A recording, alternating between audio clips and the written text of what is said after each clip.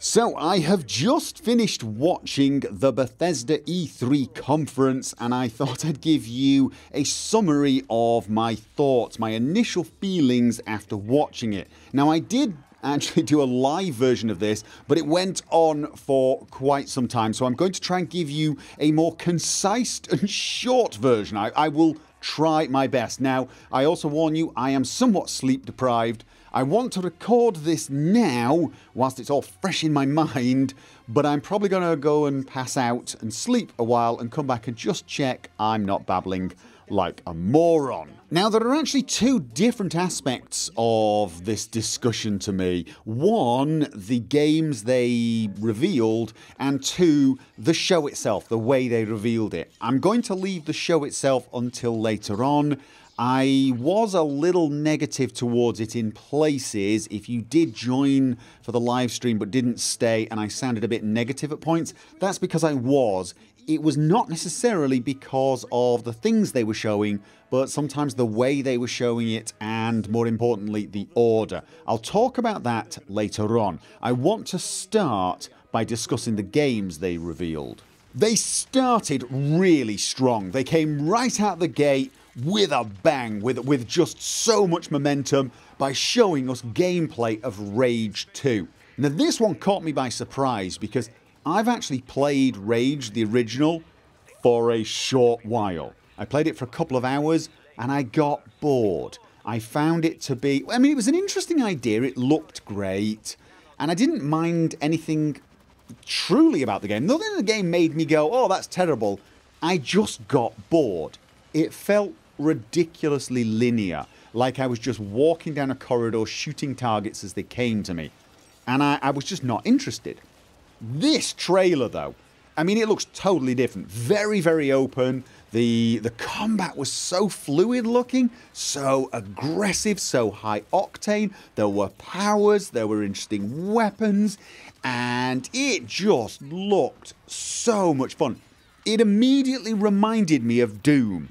That's what I said on stream. I said it feels like Doom, the reboot. It seemed to play like that. Imagine if Doom was having an identity crisis and it was like, I want to be something else. I can't decide what I want to be. If I want to be Mad Max and I want to be Borderlands, but I still want to be Doom, okay?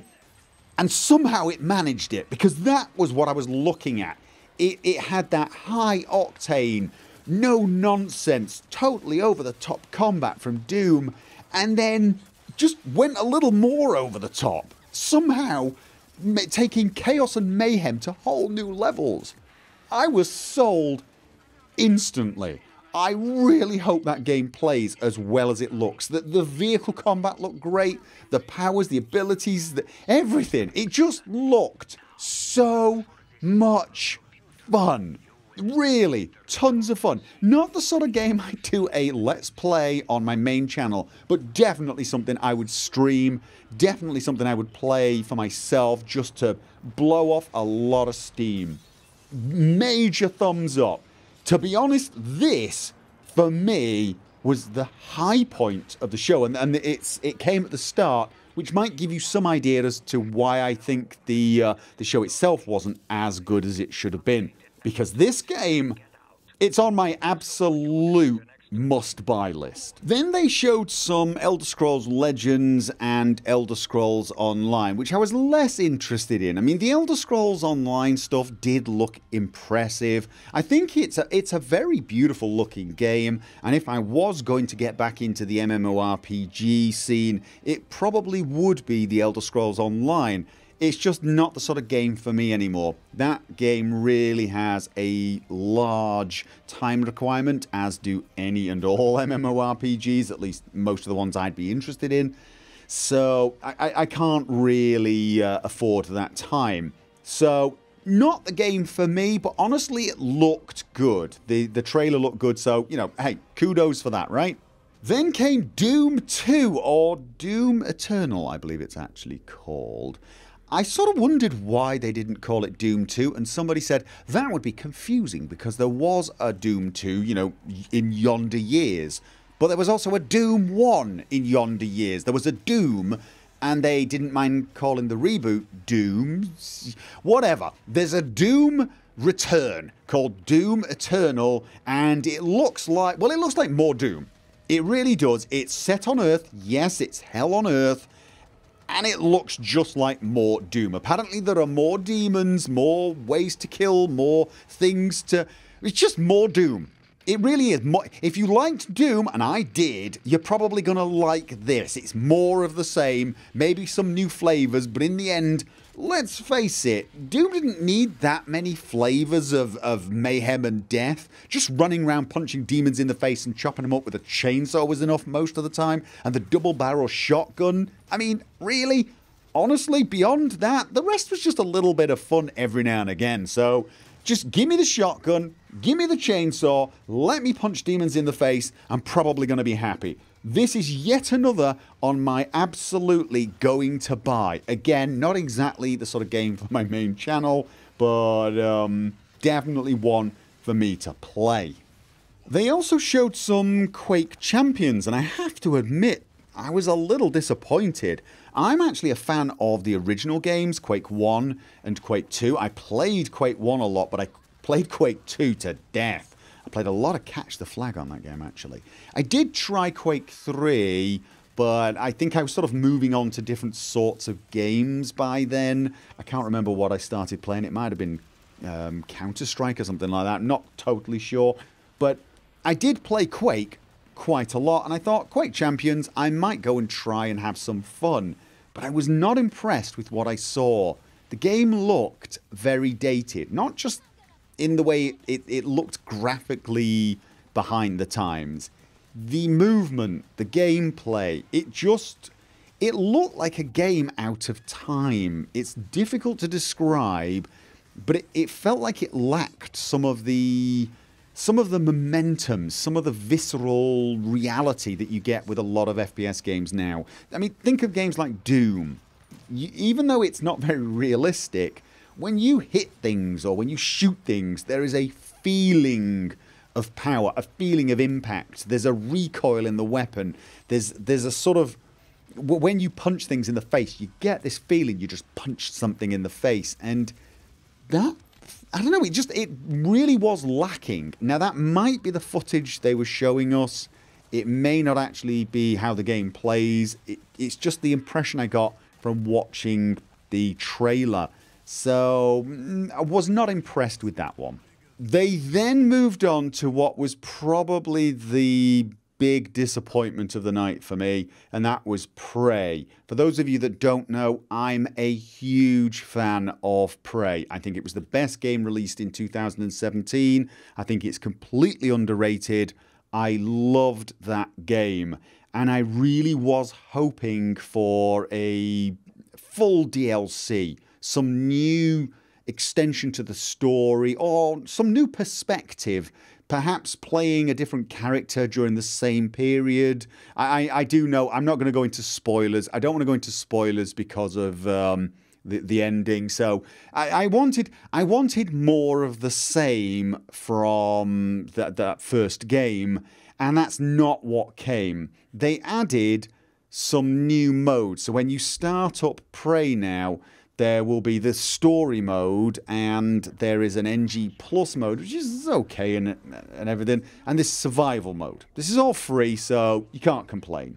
There is a DLC, and it's called Moon Crash, but I was not particularly excited by it. I'm not sure how much story it has. It probably has some story, but the thing they said about it was infinitely replayable experience. It's an infinitely replayable experience because each time you play it, there's different adversaries or something. It feels a bit like a challenge mode, or at least that's the vibe I got. Is that true? I don't know. Going to have to wait and see. I'll probably buy it and try it anyway. But it didn't have that... What I was seeing did not look like an extension of the story or a side story. I was looking at something that felt like you had to do something, survive a certain way, or get a certain objective done, and if you died, you retried it, and everything would have changed. It did not grab me. A lot of this comes down to me hoping for a sort of a more standard sort of DLC. New story, new quest, as it were, I suppose. It's not really... Well, there were quests in Prey. You just don't call them quests. Tasks. But, yeah, so I must admit, I was a little disappointed. They also mentioned... Was it Typhon Hunter? It's a PvP mode. 5 Typhons versus 1 survivor, I think. Now, that does sound interesting. That could be fun. But honestly, again, it's not what I was hoping for. And I hate to be that person. I hate to be negative because my expectations were too high when what we actually got was probably pretty good. Some free new modes, a DLC that adds an interesting way to play, PvP mode. I mean, these are all good things. And they've done this in the space of a year. This is all good stuff. I should be giving them a thumbs up. And honestly, if I'd not heard that there was going to be something Prey-related at this event, I probably would have been really happy. But I did let my hopes get up a little. Wolfenstein is getting ported to the Switch. Yes, that's right. It's now Wolfenstein's turn to get ported over to every single platform known to man. So we can all start joking about that one. There is also a new Wolfenstein game being worked on called Youngblood. And it's called Youngblood because the main protagonist is not BJ Blazkowicz. It's his daughters, his twin daughters, as far as I can tell. Yes, no more BJ Blazkowicz. I don't know if he's in the game, but you will not be playing him. And I don't know how I feel about that, because I've grown kind of accustomed to his voice when I play the game. I mean, you've been playing BJ Blazkowicz since the very, very first Wolfenstein game. This is going to be weird. I'm not saying it's going to be bad, but it's going to be weird. Yes, it is. Now, because there are 2 of them, you can actually play in co-op mode as well. You can play single player, which is probably what I'll do, but you could play co-op. So that is interesting. I'm not sure how that's going to work with Wolfenstein. Wolfenstein always worked as a single player game. Will it work as a co-op game? It might. It probably will. I mean, let's face it, it's not exactly a major leap, is it? You're running around as one person shooting everything that moves. Now you're running around with a friend shooting everything that moves. It's not a massive leap, I guess. I do know some people are probably going to get a little worried that this is the death of single-player games. I don't think so. I think this is still a single-player game at heart. It's just you can now play with a friend. Probably the sort of game you could play on the sofa with a friend on the same machine, I would guess.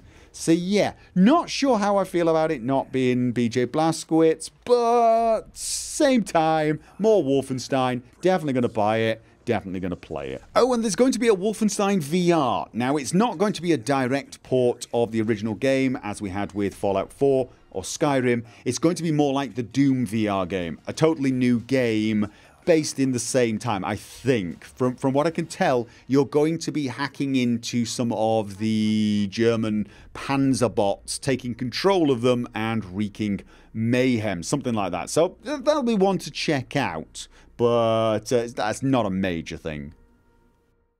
So, finally we come to what probably most of you have been waiting for, and that is Fallout 76. Now, I'm going to try and keep this as concise and to the point as possible. Believe it or not, I've tried a few times and failed miserably. So, what did we find out about Fallout 76?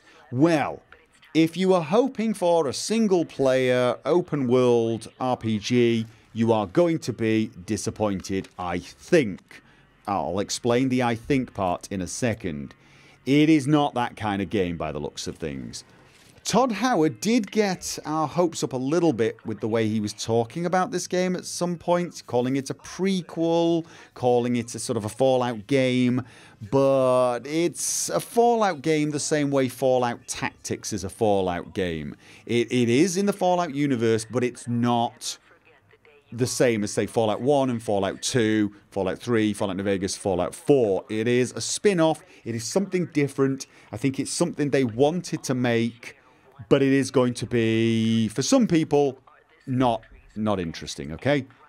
I thought it was going to be a base-building survival game set in the Fallout world, and I think I was right. This looks kind of similar to The Forest that I played with Che, or Ark, only wrapped in Fallout paraphernalia and using what looks like the Fallout 4 engine with some tweaks. It did actually look really nice. It looked like it had some post-processing going on, so perhaps an ENB, but maybe this is actually the way the game looks. It's got a bigger map, and they did make a big deal over the fact that you can see further. The distant terrain has more detail, so it looks better. I think this is a nice improvement. It's good to see them looking at this sort of thing, and I am wondering whether or not they could bring that back to Fallout 4 or Skyrim Special Edition. That would be really nice. This is a multiplayer, always online game. This is going to be important, I think. Always online. Probably this means your save is stored online so that you can't manipulate it, you can't edit it. Because not only is this a multiplayer game, it looks like it might be a multiplayer game that has the potential for PvP. So they probably want to keep some sort of control over your save games. I don't know for sure, but it is always online. Now, Todd Howard went out of his way to say, don't worry, you can solo this game. But he didn't say you can play it single player. He was very careful to keep saying solo this game. But he also said it's got a story and quests, which did get many of us hopeful that perhaps this was going to be a sort of something like Fallout 3 or Fallout 4. It's got a story, it's got quests, you do them, but you can play with your friends, or at the end of it, you could start base building with your friends, maybe do some PvP. The reason I'm not convinced that is the case is, whilst he said story and quests, at no point in the presentation did I see dialogue, conversations. Nothing. Didn't even see any sort of, cinematic cutscenes or anything like that. Just a lot of gameplay, combat and base building. Maybe a little exploring, but no dialogue. This probably shouldn't come as a big surprise because he also said every living person you meet is actually a real person. I.e., there's not going to be any NPCs that are like human or people, as he described them, that are not other players. Now, of course, that does leave robots and ghouls who you could talk to, but as you can see, it looks like the focus is not going to be on having a chit-chat with the locals, but rather annihilating them, looting them for bits, and then building stuff with them. This is the sort of vibe I'm getting from A, what Todd Howard said, and B, what I was actually looking at. As I said, there is going to be some PvP, potentially involving you nuking an opponent's settlement or base or whatever. Yes, you can actually unlock nukes and nuke people, which could be interesting, I guess. My guess is at this point, a lot of people are going like, hell no, hell no, no, no, no. I honestly imagine if you could solo this game, you can probably choose who you play with. And maybe you can even choose certain criteria like friendly fire on, friendly fire off, or something like that. No nukie. I don't know. I do not know. This could actually be a ton of fun. This game could be a ton of fun. It's not, at least I say it's not. I don't think it's going to be a good single-player, story-driven, quest-driven experience. It's not going to be an RPG.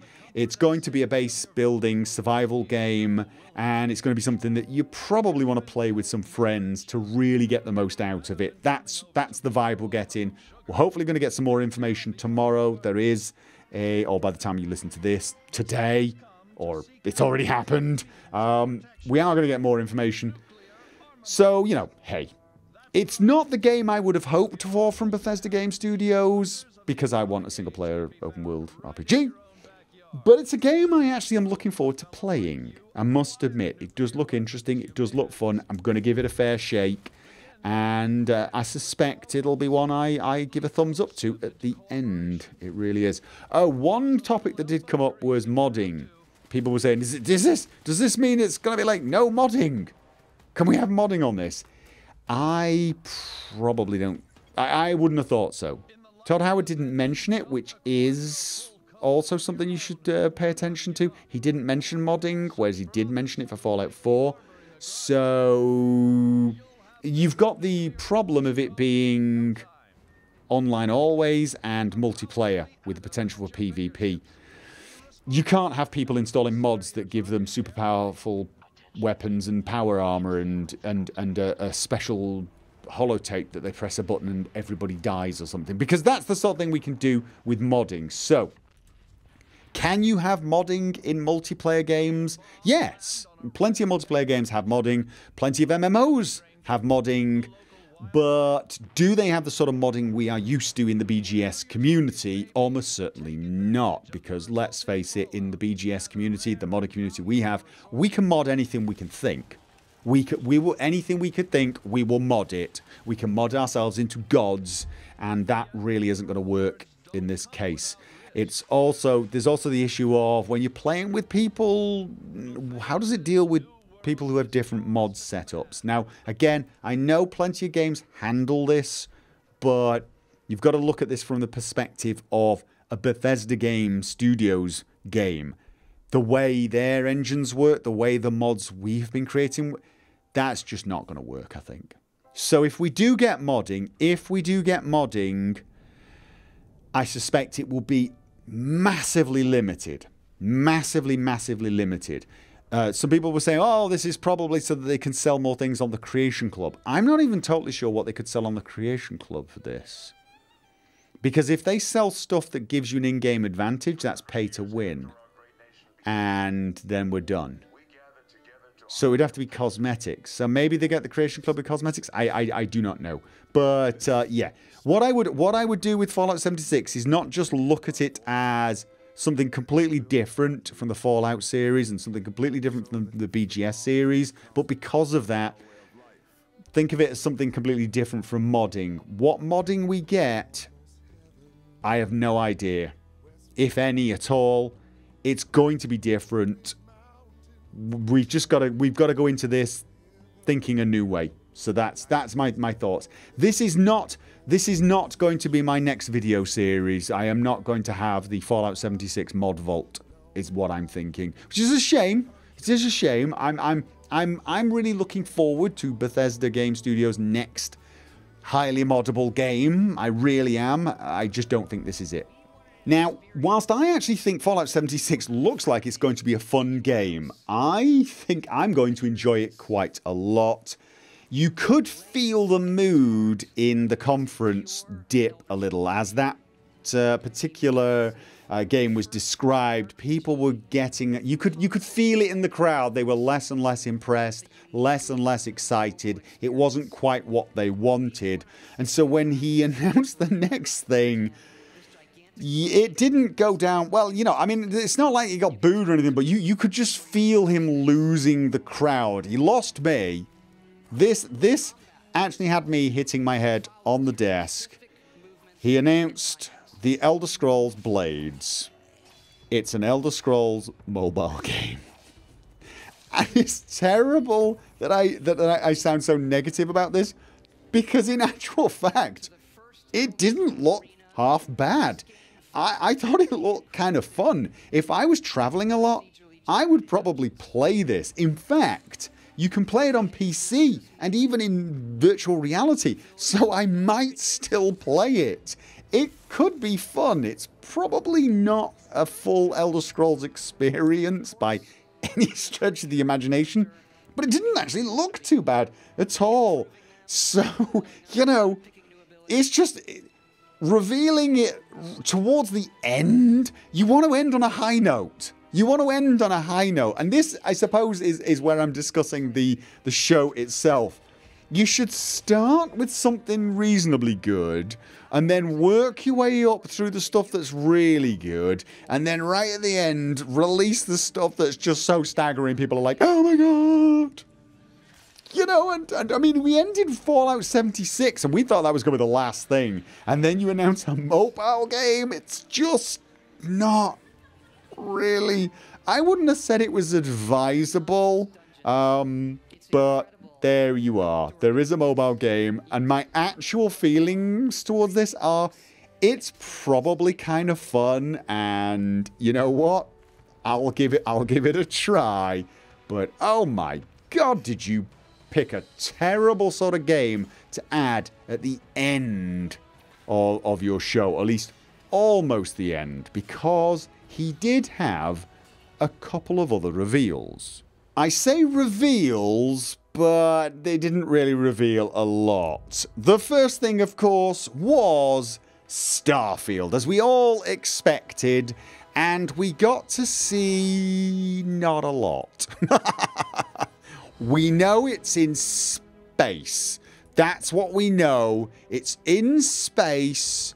There's a space station-y thing and then a swishy thing, and it's called Starfield, and that's all we really know. So we don't know a damned thing beyond they're working on it. So we're all hoping it's Skyrim in space, except all the people who hate Skyrim and yet somehow are obsessed with visiting Bethesda Game Studios videos to just remind us all how much they hate Skyrim. So yeah, Starfield is being worked on. I think that's going to be their next big game, but the fact that they didn't show us anything. I mean, they showed us so little. We didn't even see a teaser trailer. You know, the sort of thing that we saw for Cyberpunk 2077 years and years ago? Not even that. Just this was a total absence of anything beyond it's going to be in space and here's the name. But then, perhaps anticipating or feeling the somewhat reluctant excitement for a title that they're not going to see for years, Todd Howard decided to tease yet another game that they are going to make. And of course, that was the Elder Scrolls 6. And yes, it's amazing to see a little shot of what we think is Hammerfell. And it's good to know they are actually going to make the Elder Scrolls 6, but once again, we don't see anything. And I think it's more a matter of they were just saying, but don't worry guys, we are still working on these sort of games. Now this is good news, but I said at the time, I feel like this was a contingency plan. I actually think originally the intention was to end at Fallout 76. You know, everyone's cheering and screaming, the crowd goes wild, Todd Howard leaves the stage, and big success. But I think over the last few weeks, since they've revealed Fallout 76 and they've been reading the comments and people's reactions to rumours that turned out to be pretty damn true, they've realised that some people, a lot of people, are going to be disappointed that BGS has not released a single-player open-world RPG. And so they knocked together a couple of very quick teasers. And these were really quick teasers. They didn't show anything. They showed less than most games tease 5 years before they release. They almost could have just put Starfield on the screen for 30 seconds and we would not have got much less detail. I mean, really, all we saw was some space and what could have been a space station or a satellite or something. And the Elder Scrolls 6, we saw a shot of where we think it's going to be, or at least where they were looking at, which I think was Hammerfell. And that was it. I mean, that could have been a screenshot. It's not much to go on. And I think they knocked these up. And Todd Howard's thinking was, if the reaction I'm getting from Fallout 76 is not as enthusiastic as I was hoping, I'm going to release these so we at least go out on a high note. And I actually think that was a really good idea. I do think it was a good idea, because had they ended on Fallout 76, I do believe there would have been a lot of people talking about, that's it, it's over, BGS are done, they're never going to make Elder Scrolls 6, they're not making any more RPGs, it's done, Fallout 5 isn't going to happen, they're just going to make this base building and they're just going to make microtransactions in the Creation Club, and that's it. We're never going to see any games from them ever again. That's probably going to be people saying that anyway. At least by announcing these two games, Todd Howard has said, no, BGS is still in the business of making single-player open-world games, which I know a lot of you want. Which is good. It's good news.